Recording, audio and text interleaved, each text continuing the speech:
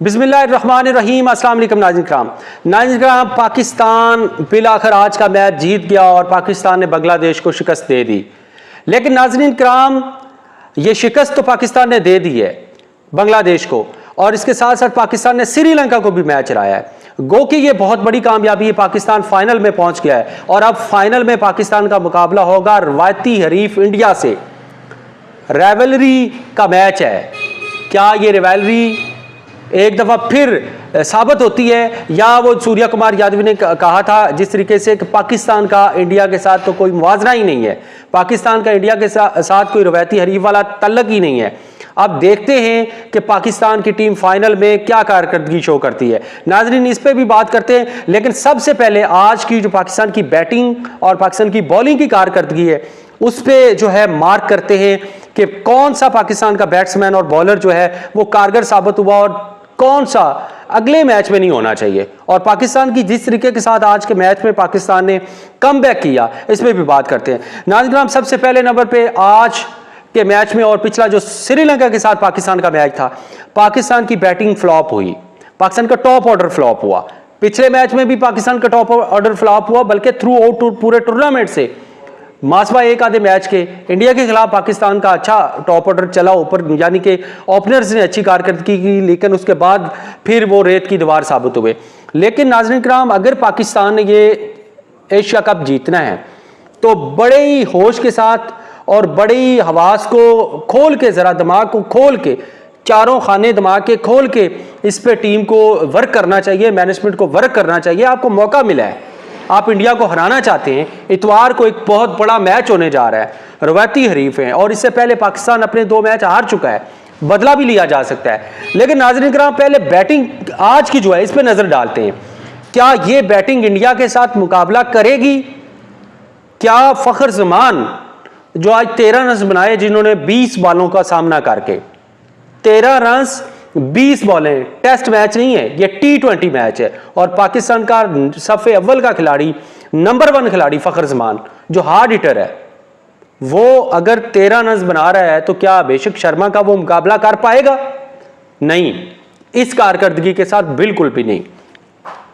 नाम सैम अयूब मुसलसल पूरे टूर्नामेंट में फ्लॉप और आज फिर फ्लॉप, और उसके भाई सलमान अली आगा साहब जो जिसका काम है चिंगम सिखाते रहना और बस ऐसे ग्राउंड में दौड़ते रहना, चक्कर लगाते रहना। नाज़रीन कराम, दुख होता है, तकलीफ होती है कि सलमान अली आगा पाकिस्तान का कैप्टन है, इमेच्योर क्रिकेटर है, इमेच्योर क्रिकेटर है, कोई समझ ही नहीं आती।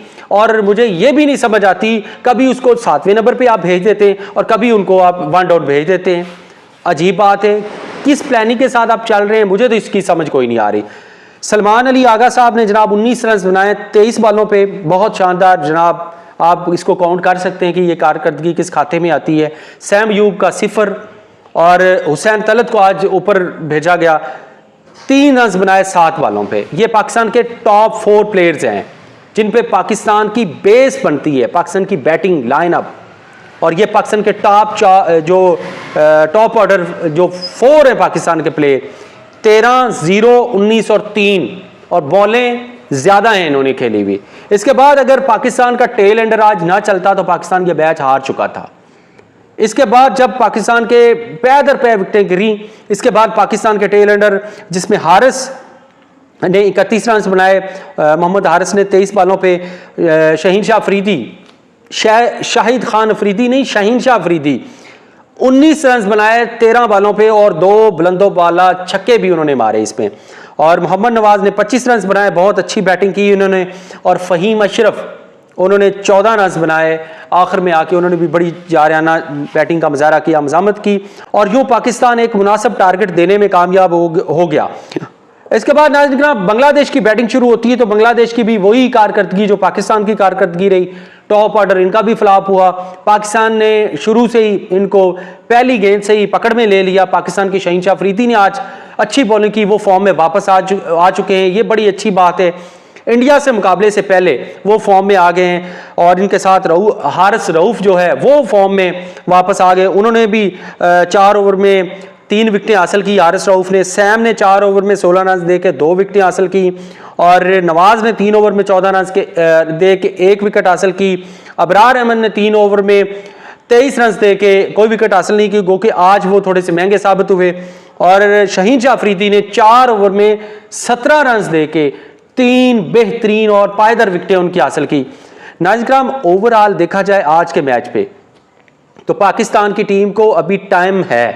आज पाकिस्तान जुमेरात का दिन, कल जुमा, परसों हफ्ता का दिन और संडे वाले दिन पाकिस्तान का फाइनल इंडिया को शाम 7 बजे इंडिया के खिलाफ होगा। पाकिस्तान के पास 1-2 दिन का टाइम है बीच में। पाकिस्तान एक बेहतरीन प्लानिंग बना सकता है। इंडिया को किस तरीके से काउंटर करना है, इंडिया के बैटिंग को किस तरीके से आपने टैकल करना है, और ख़ास तौर पे 12 विकेटों के साथ टॉप पे हैं इस वक्त कुलदीप यादव, इंडिया के बेहतरीन बॉलर। पाकिस्तान को कुलदीप यादव के खिलाफ किस तरीके से उतरना है, अक्षर पटेल के खिलाफ किस तरीके से उतरना है, और सबसे बड़ी बात है जो इंडिया के हार्ड हिटर हैं, बड़े कमाल के बैट्समैन हैं, अभिषेक शर्मा, तिलक वर्मा और गिल, और ये एक बड़ी जो खेप इंडिया को मिली है बेहतरीन बैटिंग वाली, इनको किस तरीके से पाकिस्तान ने टैकल करना है। अभी टाइम है पाकिस्तान के पास एक बेहतरीन मौका है कि वो इंडिया को शिकस्त दे। और पाकिस्तान का जो टारगेट था, और ख़ास तौर पे इंडिया के जो कैप्टन ने कहा कि पाकिस्तान और इंडिया की कोई राइवलरी नहीं है, पाकिस्तान और इंडिया की कोई राइवलरी नहीं है। अब देखते हैं नाज़रीन किराम कि ये राइवलरी वाली बातें जो है ये सच साबित होती हैं या एक दफ़ा फिर पाकिस्तान और इंडिया का मैच वन साइडेड होगा या पाकिस्तान ये मैच जीतता है। नाज़रीन किराम, ये देखने के लिए हमें इतवार का वेट करना पड़ेगा। संडे वाले दिन शाम 7 बजे पाकिस्तान और इंडिया का मैच खेला जाएगा। एक बड़ा ही हाई वोल्टेज मैच होने जा रहा है और यकीनन ये जैम पैक और हाउसफुल मैच होगा। पाकिस्तान की टीम को अब मौका है कि वो अपनी इन नाकामियों से, ख़ास तौर पे पाकिस्तान की बैटिंग की नाकामियाँ, इन पे जोर दे, इन पे पेपर वर्क करे और पाकिस्तान की टीम एक मजबूत टीम बन के मैदान में उतरे और पाकिस्तान इंडिया को चित करे। नाज़रीन किराम, अब तक के लिए इतना ही। मुझे राय गुलाम अली को दीजिए इजाज़त। और आखिर में आपको जाते हुए एक बार फिर बता देता हूं, अगर पाकिस्तान की यही बैटिंग रही, यही तरीका रहा, तो पाकिस्तान ने मैच हार जाना है।